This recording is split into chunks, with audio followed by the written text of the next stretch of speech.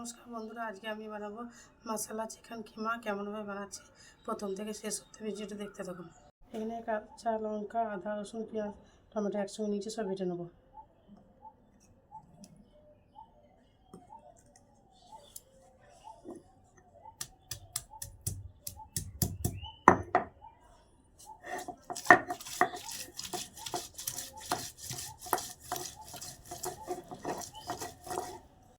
বাটা হয়ে গেছে, তুলে দিচ্ছি।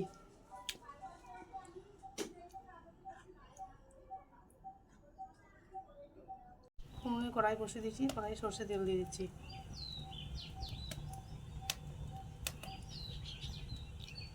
আদা, রসুন, কাঁচা লঙ্কা, টমেটো বাটাটা দিয়ে দিচ্ছি।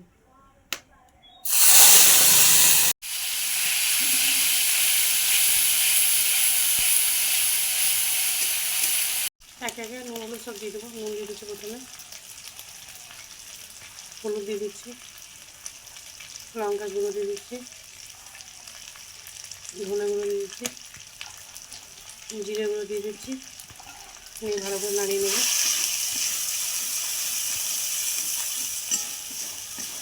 চিকেন কিমাটা দিয়ে দিচ্ছি।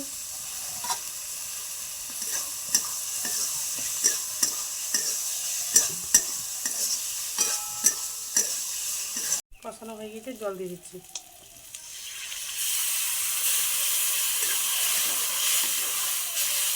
কাসুরি মেথি দিয়ে দিচ্ছি। গরম মশলা গুঁড়ো দিয়ে দিচ্ছি।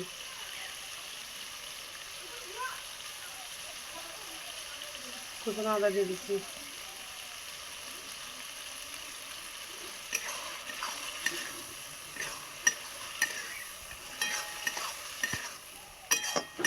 হয়ে গেছে, নামিয়ে দিচ্ছি।